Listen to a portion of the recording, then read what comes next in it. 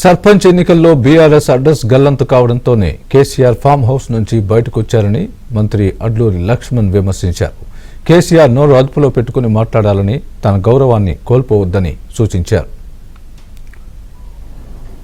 స్థానిక సర్పంచ్ ఎలక్షన్స్లో వాళ్ళ పార్టీ గల్లంత అయిపోయాక రేపు మా కార్యకర్తలు మా పార్టీ మొత్తం అడ్రస్ లేకుండా పోతుందని చెప్పి 2 సంవత్సరాలు ఇంట్లో ఫామ్ హౌస్లో పడుకొని వచ్చి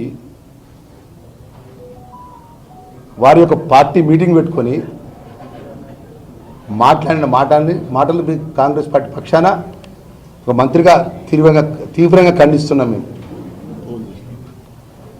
ఒక ముఖ్యమంత్రిని పట్టుకొని వ్యక్తిగతంగా మాట్లాడుతున్నాం. నేను ఇప్పుడు గౌరవ మాజీ ముఖ్యమంత్రిని మాట్లాడిన సంస్కారంతో, ప్రజలతో ఎన్నుకోబడ్డ వాళ్ళం, ప్రజల ఆశీస్సులతో ఇలా కుర్చీలో కూర్చున్నాం తప్ప నీ దయాదాక్షిణ్యంతో నీకు ముఖ్యమంత్రి గారు కుర్చీలో కూర్చోలేరు రేవంత్ రెడ్డి గారు. ఇలా తెలంగాణ ప్రజల యొక్క ఆశీర్వాదంతో గౌరవ ముఖ్యమంత్రి గారు కుర్చీలో కూర్చొని పరిపాలన అందిస్తుండే. ఇవాళ